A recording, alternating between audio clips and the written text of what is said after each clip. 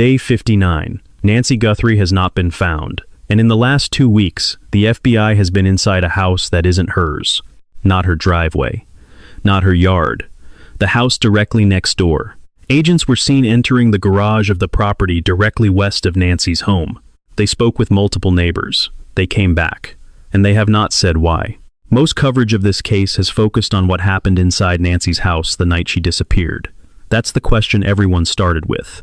But the question the FBI is actually chasing right now on Day 59 is different. Who was watching Nancy Guthrie before that night, and from where? Because to know what they knew, her schedule, her clothing, which camera to disable someone, had to be close. Not passing by. Positioned. For long enough to learn the details that never made the news. The FBI has knocked on doors asking about a vacant property near the area. They've requested the full names of every contractor and construction worker active in the neighborhood before Nancy went missing. They've gone back to residents specifically asking about internet disruptions on the night she disappeared. And at least 2 people wearing hoodies, not uniforms, arrived at a neighbor's door after dark, claiming to be FBI. They asked whether she had a pacemaker. They asked to see inside her garage. That neighbor called 911. This video is not a replay of February 1st. This video is about what the FBI has been quietly investigating in the weeks since, and what the neighborhood surrounding Nancy Guthrie may have been concealing the entire time. If you've been following this case since the beginning, stay with us. There are details from the last 30 days that most channels have reported separately but never connected. If this is your first time hearing about Nancy Guthrie, give us 2 minutes. We'll get you up to speed before we go further. If you want to be notified the moment this case breaks, and with investigative genealogy currently running, it may break faster than anyone expects. Subscribe now and turn on notifications. Murder Mystery File will cover it the moment it happens. The house next door was never empty. Here's what we know. Nancy Guthrie is 84 years old. She lives in Catalina Foothills, a quiet residential area on the edge of Tucson, Arizona. On the evening of January 31st, 2026, she took an Uber home from an outing. The ride was unremarkable. The driver later surrendered all in-car footage to the FBI. Investigators found nothing of note, no unusual behavior, no conversation that raised concerns. She never appeared for morning mass on February 1st. That's when her family raised the alarm. Pima County Sheriff Chris Nanos was direct. Nancy did not leave on her own. Blood drops confirmed as hers were found on the front porch. Her phone was left behind. Her daily medications were left behind. Nancy has significant mobility limitations. She cannot walk 50 yards without assistance, and no known cognitive impairments. The FBI joined the investigation immediately. On February 10th, FBI Director Kash Patel personally released surveillance images, 4 photographs, and doorbell camera footage showing a masked, armed individual on Nancy's front porch during the early morning hours of February 1st. The suspect wore a ski mask, dark gloves, long pants, and carried a gun in a holster positioned at the front of his body. He had a 25-liter Ozark Trail hiker backpack. He tried to knock the doorbell camera from the wall. When that failed, he pressed foliage from a potted plant over the lens. The FBI recovered the footage anyway. Investigators later described the suspect as male, 5'9" to 5'10", average build, with a black mustache.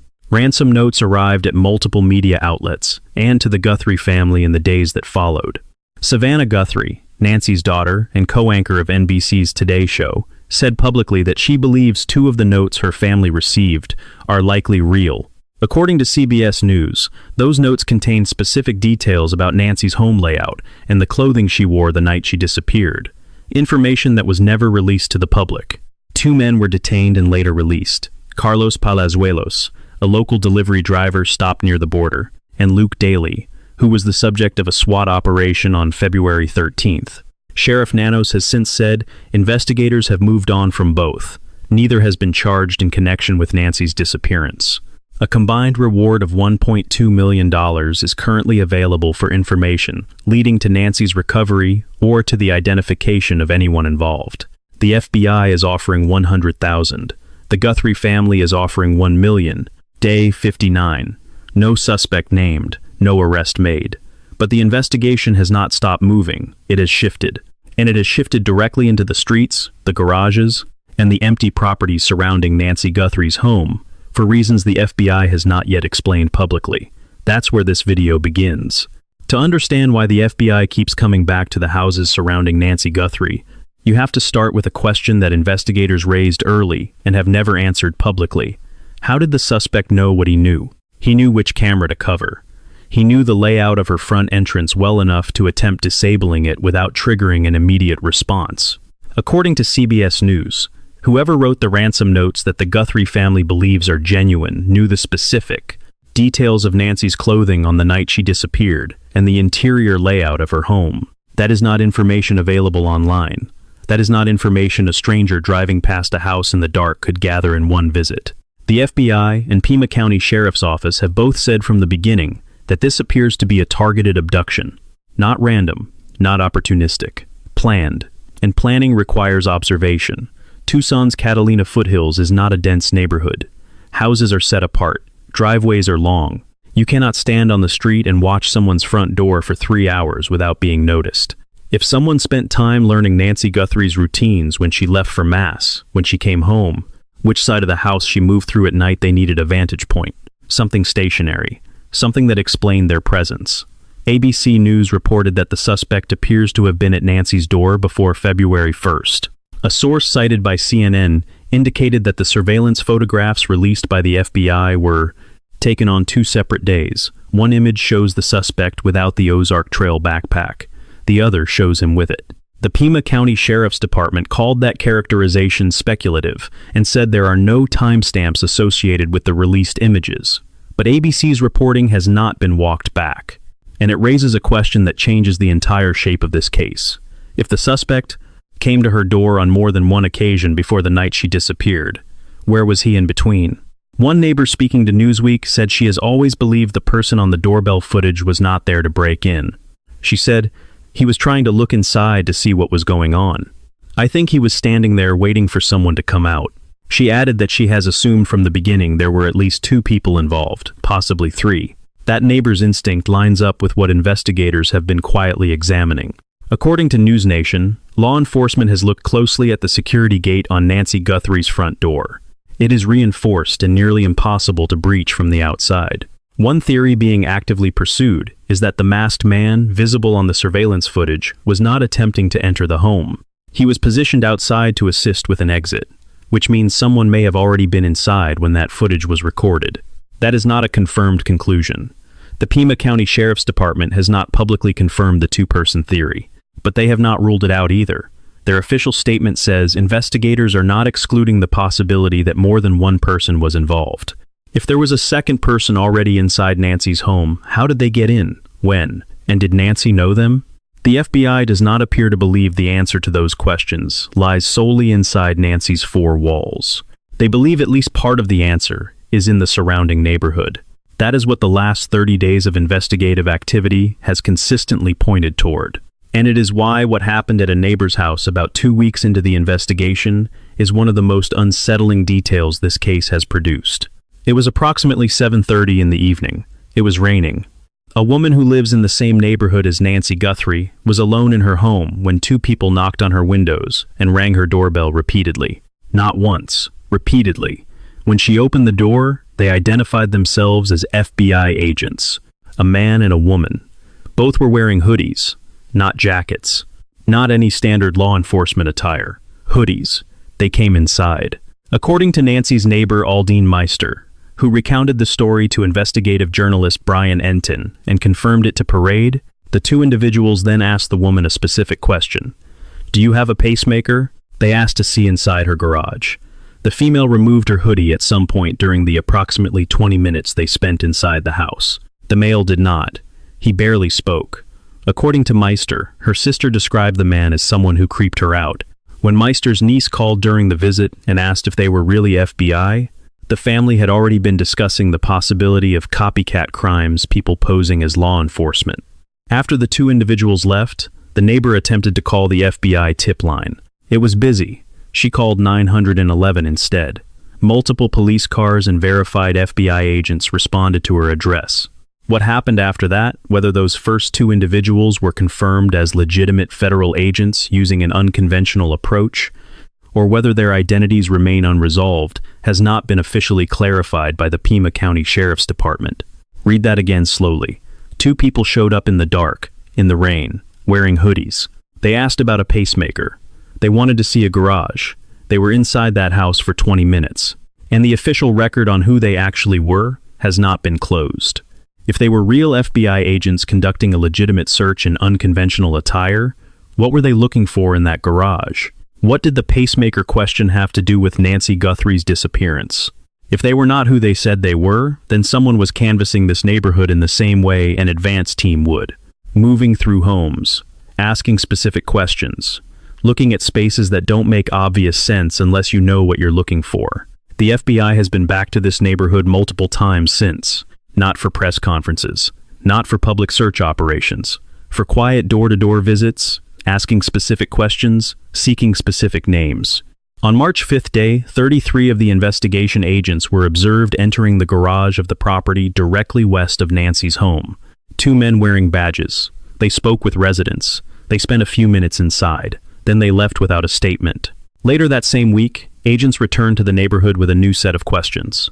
According to NBC News, they asked residents whether they had experienced any disruptions to their internet connection on the night of February 1st. Several neighbors said yes. One neighbor whose property sits directly adjacent to Nancy Guthrie's home told NBC that she has 4 security cameras. 3 of them captured footage normally that night. The 4th, the one positioned closest to Nancy's property, had a gap. No footage, for the specific hours when Nancy is believed to have been taken.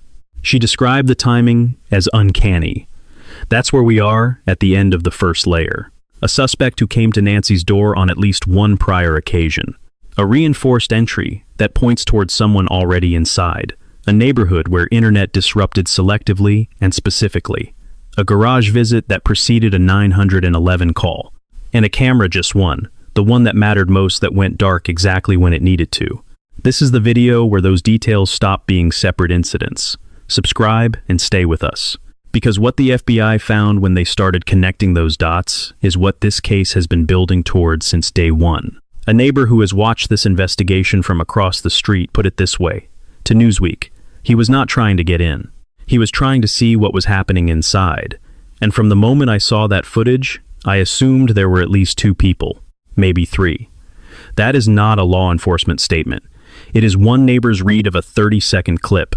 But it is a read that matches where investigators themselves have been focusing. And it is a read that only makes sense once you understand what the physical evidence at Nancy's front door actually tells you. The security gate on Nancy Guthrie's front entrance is reinforced steel. It opens from the inside.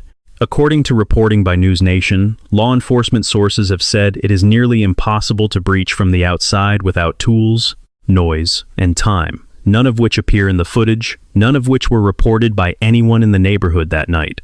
The man on the doorbell camera does not attempt to force it. He stands. He adjusts his position. He looks toward the interior. He waits.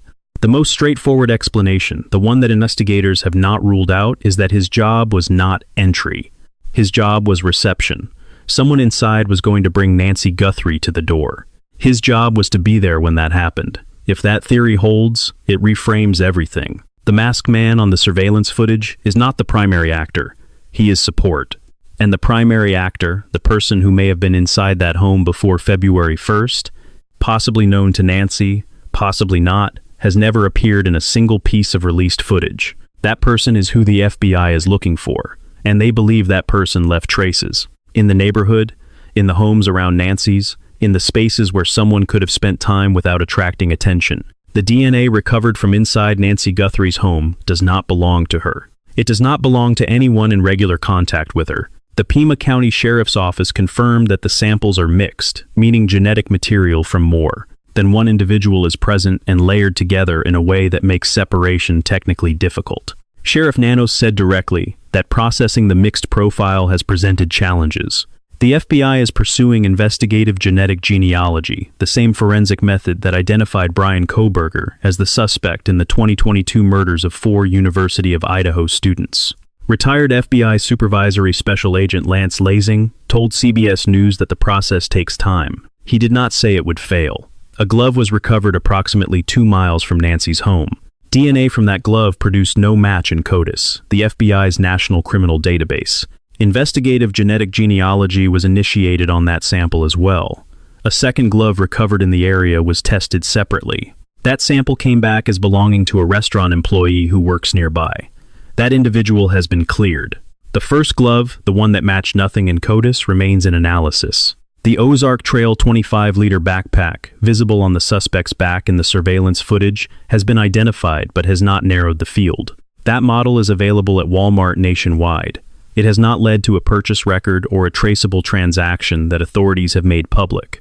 A silver Range Rover was stopped and towed from a Culver's restaurant parking lot approximately 2 miles from Nancy's home on the evening of February 13th, the same operation during which Luke Daly was detained. The vehicle was processed at the scene and sealed with evidence tape before being towed to the Pima County Sheriff's impound lot. Fox News Digital reported that the vehicle was not visible from the perimeter of the lot during a follow-up visit. There has been no official update on what, if anything, forensic processing of that vehicle produced. The FBI has also been examining footage from a Ring camera that captured a vehicle approximately 2.5 miles from Nancy's home around 2 in the morning on February 1st, within the time frame of her disappearance. Sheriff Nano said investigators have been reviewing that vehicle alongside hundreds of thousands of others captured on road cameras in the area that night. That vehicle has not been publicly identified.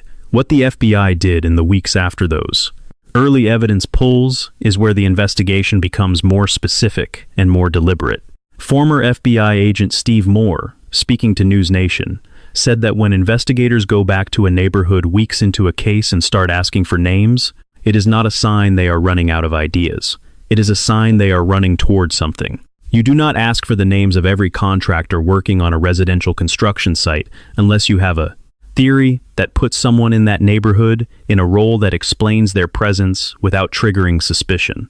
According to Newsweek and News Nation, the FBI returned to Catalina Foothills in the 3rd and 4th weeks of March and asked residents for the full names and contact information of every contractor and construction worker who had been active on nearby homes in the weeks before Nancy disappeared.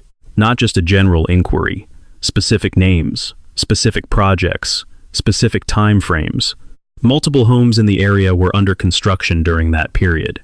News Nation's Brian Enton, who has been reporting from the neighborhood since the earliest days of the investigation, confirmed he observed active construction on multiple properties while canvassing the area. An FBI source told Enton that investigators were interested in the specific individuals, not just the companies who had physical access to the neighborhood during the weeks leading up to February 1st. The FBI also asked residents about former neighbors, people who had lived in the area and moved out shortly before Nancy's disappearance. According to News Nation, agents went back to residents specifically asking for recollections of anyone who had recently vacated a nearby home. Steve Moore said that detail stands out. If this crime was targeted and every indicator from law enforcement suggests it was, then someone spent time learning this neighborhood before they acted. A former resident would have that knowledge already. There is a vacant property near Nancy's home. The FBI has asked questions about it. Newsweek confirmed it is one of several active lines of inquiry. A neighbor told the Mirror that she personally urged investigators early on to search the empty house nearby. She has not confirmed whether that happened or what, if anything, it produced. That is where the investigation stands on the surface.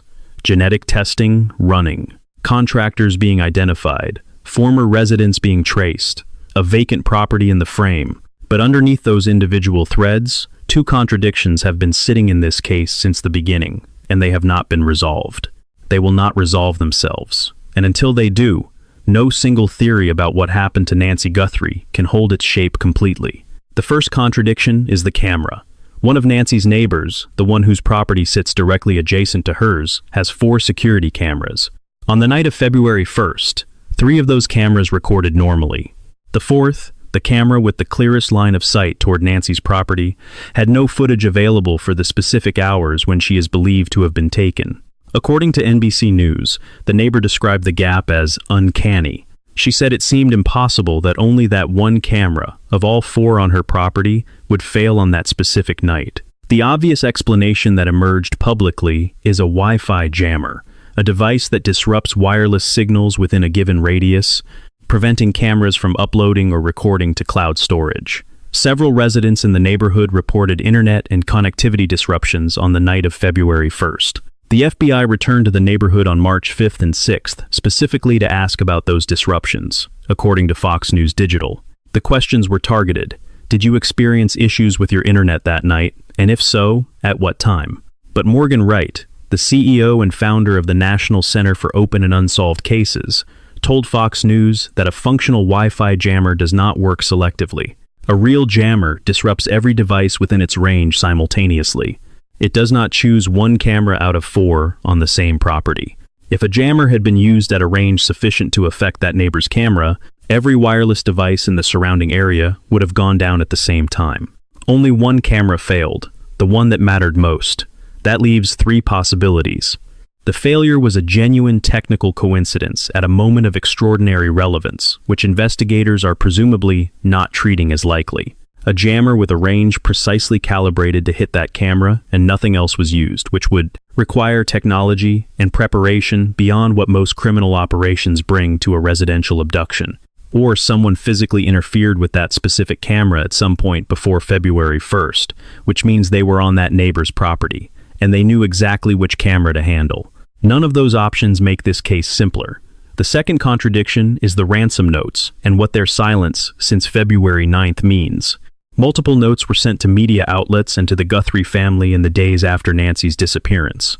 Savannah Guthrie said publicly that most of the notes, in her understanding, are not genuine. But she also said that 2 notes received directly by the family she believes are real, because they contain details that were not public. The first note sent to local CBS affiliate KOLD-TV, reported by CBS News, included specific information about Nancy's home layout and what she was wearing the night she disappeared. On February 7th, 6 days after Nancy went missing, Savannah Guthrie posted a video alongside her siblings that appeared to address directly whoever was holding their mother. She said, "We received your message and we understand. We beg you now to return our mother to us.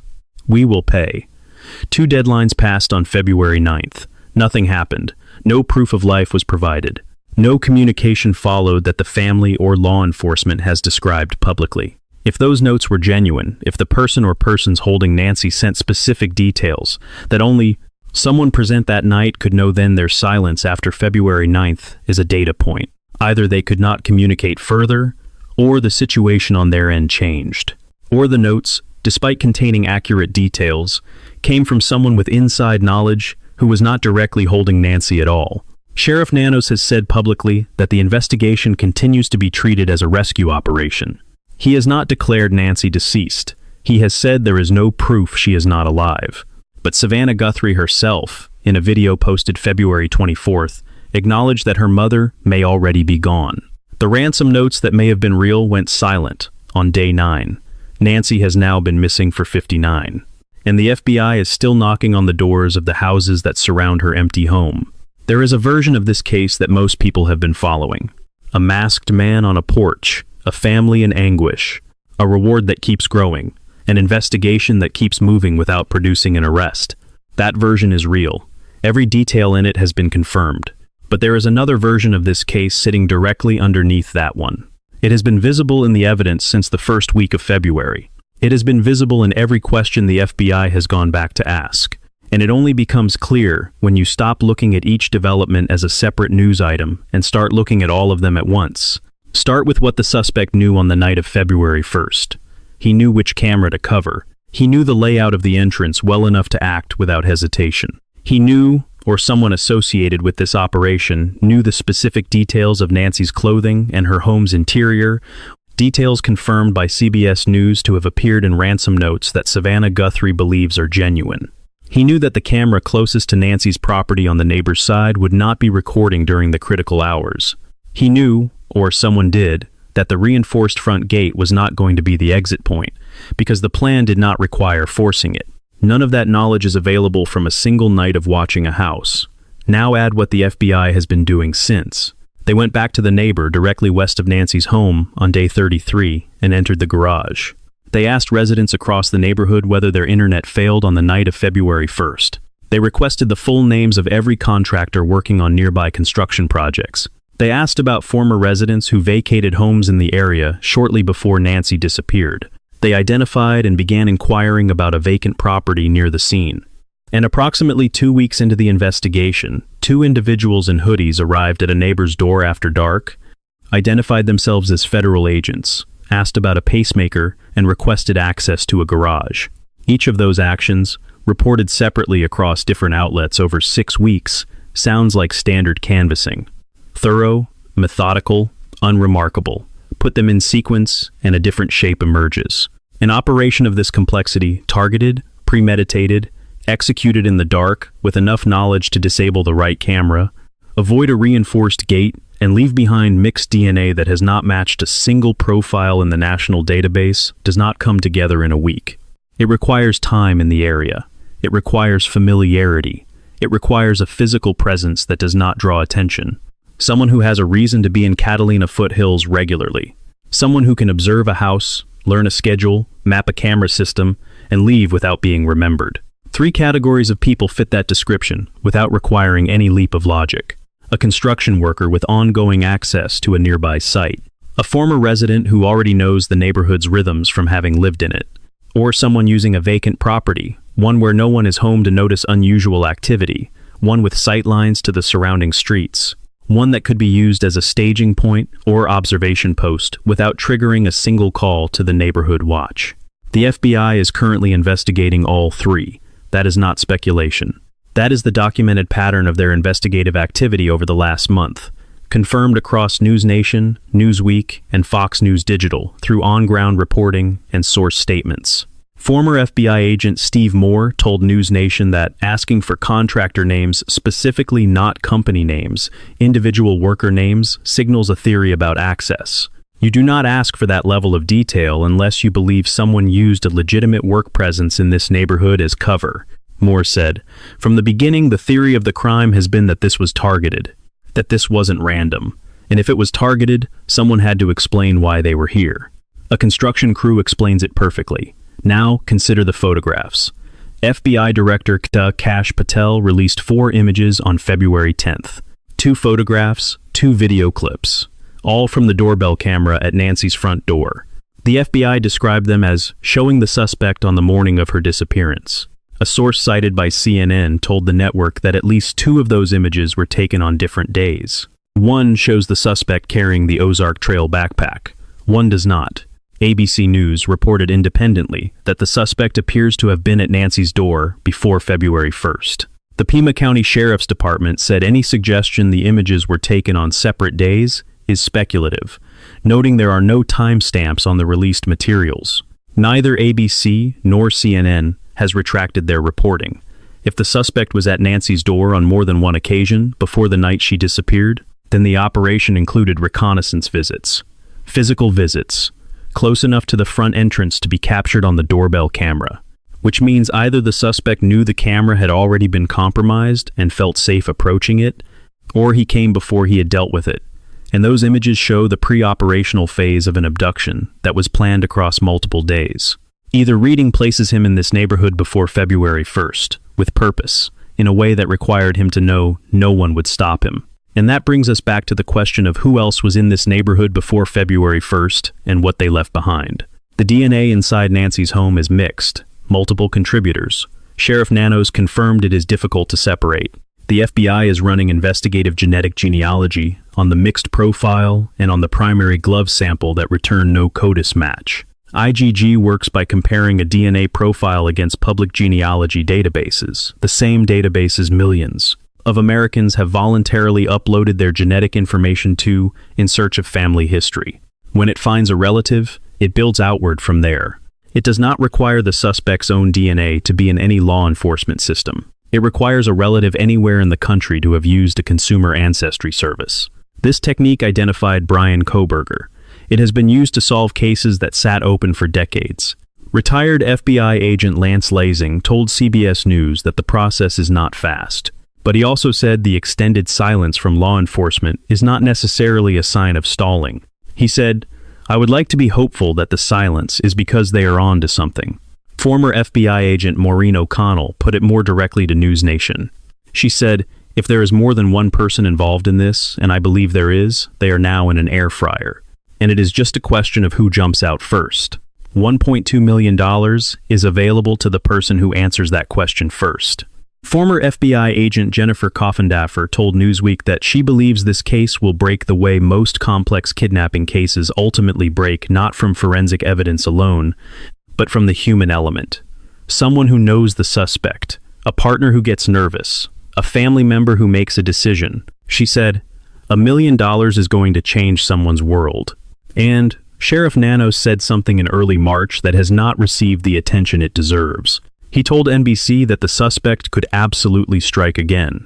He did not say, "We believe he may still be in the area." He did not say, "We are monitoring known associates." He said, "You are not his target." Don't think for a minute that because this happened to the Guthrie family, you're safe. That is a sheriff telling his county that the person who took an 84-year-old woman from her reinforced home in the middle of the night, who planned this operation across multiple days, who covered his tracks well enough that 60 days later no arrest has been made, is still out there, still capable, still unidentified. That is not a case that is winding down. That is a case where the center of gravity has shifted from the crime scene to the surrounding neighborhood, and the FBI is now pulling at threads that may not look significant in isolation, but together form the outline of something deliberate, coordinated, and larger than a single masked man on a porch. If you have been watching this case and you live in or near the Catalina foothills area of Tucson, the FBI tip line is 1-800-CALL-FBI. If you worked on a construction project in that neighborhood in January, if you knew someone who recently moved out of the area, if you saw a vehicle parked somewhere it did not belong, that information may matter more right now than it will in 3 weeks. Call. The number is 1-800-22-55324. Murder Mystery File will be here when this case moves. Subscribe and turn on notifications. Because when IGG produces a result, the timeline from result to arrest can be very short. On day 59, here is what the investigation actually looks like. The Pima County Sheriff's Department has 4 detectives and 1 sergeant assigned full-time to an FBI task force operating out of the FBI's Tucson field office. The FBI's investigative command post shifted from Tucson to Phoenix in late February, a logistical consolidation, not a reduction in resources, according to FBI Phoenix Public Information Officer Kevin Smith. Everyone working on the ground with the Sheriff's Department remained in place. Sheriff Nanos said publicly and on the record that this case will not be considered cold as long as investigators have a lead to pursue. His exact words, "As long as we have the ability to chase a lead, it's not cold. We're not going to give up." More than 1,500 tips came into the FBI in the days following the Guthrie family's announcement of the $1 million reward. Authorities have said those tips are being actively worked. The total volume of tips across all channels since February 1st has reached into the tens of thousands. The investigative genealogy process is running on 2 separate samples: the mixed DNA profile from inside Nancy's home, and the DNA from the glove recovered 2 miles from the scene. No timeline has been given for results. Former FBI agent Lance Leasing told CBS News that the technique is powerful but not rapid. He added, "I would like to be hopeful the silence means they are on to something." 2 items of evidence remain conspicuously unaddressed in official communications. The Range Rover towed from the Culver's parking lot on February 13th has not been referenced in any subsequent update from the Pima County Sheriff's Department or the FBI. It was sealed with evidence tape at the scene. Its forensic status has not been disclosed. The 2 individuals who arrived at a neighbor's home in hoodies asked about a pacemaker and requested to see her garage. Their identities have not been officially confirmed or denied by law enforcement. Those 2 gaps are not minor. In a case where investigators have been careful to update the public on what has been ruled out the body in the Scottsdale Canal, the DNA on the second glove, the 2 men initially detained the absence of any update on the Range Rover and the garage visitors is a specific silence. Savannah Guthrie returned to the Today Show on March 5th. Hoda Kotb came to meet her. In a message to her NBC family, Savannah said, "My joy will be my protest." She has continued to post on social media, asking the public not to stop hoping. In late March, she wrote, "Someone knows how to find our mom and bring her home." She included the FBI tip line in the caption. A Dateline NBC special has aired. Former FBI agent Harry Trumbitas told Yahoo News that the timing of Savannah's public appearances is almost certainly coordinated with law enforcement designed to humanize Nancy, to apply pressure on anyone with information, and to keep the case visible at a moment when major forensic developments are still pending. He said, "I really believe this is most likely coordinated between the sheriff's office, the FBI, and the Guthrie family." On day 59, 2 questions remain without public answers, not as rhetorical devices, as actual open investigative threads that the FBI is known to be pursuing. The first, who was inside Nancy Guthrie's home, or positioned close enough to it for long enough to know the specific details that appeared in the ransom communications and enabled the operation to proceed as it did. Law enforcement has not ruled out a second person inside the home that night. They have not identified that person. They have not named anyone. The DNA inside the house remains unmatched and in analysis. The second, what is the vacant property near Nancy's home? Who vacated it and when? The FBI has asked about it. A neighbor independently flagged it. No official statement has addressed it directly. That absence in a case where investigators have been willing to publicly close other doors suggests it is still open. Nancy Guthrie has been missing for 59 days. She left behind her phone, her medications, and no indication she intended to go anywhere. Her blood was on the porch of her own home, and somewhere in the neighborhood around that home, in the garages, the construction sites, the vacant lots, the camera blind spots, the FBI believes the answer to what happened to her is still waiting to be found. 1 camera, 4 on the property, and the only one that lost footage on the night of February 1st was the one with a direct line of sight to Nancy Guthrie's home. That detail is not just an anomaly in a kidnapping case. It is a lesson in what targeted crimes actually look like from the outside, and why most people do not recognize them until it is too late. What this case makes visible, more clearly than almost any recent abduction on record, is the surveillance phase. Every operation of this kind has one. It precedes the crime by days or weeks. It is the period during which the people responsible learn the rhythms of their target: when she leaves, when she returns, which entrance she uses, which camera covers, which angle, who visits, and when. It is the most vulnerable phase for the people carrying it out, because it requires physical presence. It requires them to be somewhere they do not belong, for longer than a casual passerby would stay, and it is almost never detected, because we are not trained to notice it. The FBI's return to Catalina foothills to ask about former neighbors, contractors, and construction workers is not a sign that investigators are grasping. It is a methodical effort to reconstruct who had legitimate-seeming access to that neighborhood in January, because legitimate-seeming access is exactly what a surveillance phase requires. A work truck parked on the street for 3 days is invisible. A contractor carrying equipment past a neighbor's driveway is invisible. A person who used to live 2 houses down and comes back to retrieve mail is invisible.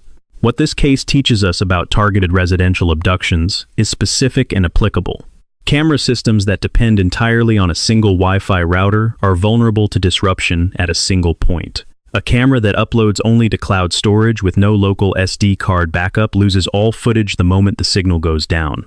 A camera network where no individual device overlaps with another creates blind spots that an observer can identify and exploit with nothing more than time and attention. The FBI asked residents in this neighborhood whether their internet failed on the night of February 1st. That question is an acknowledgement that connectivity disruption is part of what investigators believe happened. Home security systems that include at least one cellular connected device, one that does not depend on a home router, are not affected by the same interference. That is not a hypothetical recommendation. It is the gap that this case has put on record. Sheriff Nanos said the suspect could absolutely strike again. He said that to a national television network, on the record, in March. What this case teaches us about recognizing pre-operational surveillance is worth carrying forward, regardless of how this investigation resolves. An unfamiliar vehicle parked on a residential street for multiple days. Someone asking a neighbor specific questions about which house belongs to whom. A person who seems to be observing rather than passing through. These are not guaranteed indicators of danger, but they are worth a phone call. The FBI tip line exists for exactly this kind of information, the detail that seems minor until it is not. The number is 1-800-CALL-FBI. In Tucson specifically, 520-351-4900. If you have seen something in or near the Catalina foothills neighborhood since January, that call may matter more than you know. We started this video with a question, not the question everyone has been asking since February 1st, what happened to Nancy Guthrie? That question is real, and it is urgent, and it has not been answered. The question this video asked was more specific. Who was watching Nancy Guthrie before that night? And from where? 59 days in, the FBI's investigative pattern has given us the shape of an answer without giving us the answer itself. They have been in the garage next door. They have been asking about the vacant house. They have been collecting the names of every worker who had a reason to be in that neighborhood in January. They have been tracing the people who lived there and left. The DNA inside Nancy's home is in a lab right now, being compared against the genetic relatives of every person who has ever submitted a sample to a consumer ancestry database. Somewhere in that data, investigators believe, is the name of someone who spent time in Catalina foothills before February 1st. Someone who knew which camera to cover. Someone who knew the front gate was not the exit point. Investigative genetic genealogy identified a suspect in the Idaho student murders within a timeline that surprised even experienced investigators. When it works fast. And when it does, the distance between a DNA match and an arrest is measured in days. Murder Mystery File will cover every development in this case the moment it becomes public. If you are not subscribed, now is the time because the next update in this investigation may not come with a warning. Subscribe and turn on notifications. 1-800-CALL-FBI. tips.fbi.gov. The house next door was never empty. The neighborhood around Nancy Guthrie's home held more than anyone was paying attention to. And somewhere in what the FBI has been quietly collecting for 59 days, the answer is already there. They just have not told us yet. Kit ban hoan tut. Bat munchait panum co description come.